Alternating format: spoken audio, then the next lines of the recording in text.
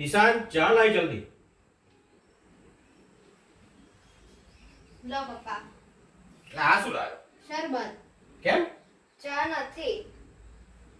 ચા નથી એટલે શરબત લાવ્યો? હા. હવે એક કામ કર, આને પકડ. આ લાકડું અને આ બીજું પાટીવાળું ટેબલ બનાવીને તું જ આની પર બેસ અને આ શરબત પી જા લે. આનાથી ટેબલ ના બની શકે. અરે એમાં શું છે, ચાલ હું બનાવીને બતાવું. એટલે એને બતાવ ચાલ. જો આને આ રીતે મૂકી દેવાનું.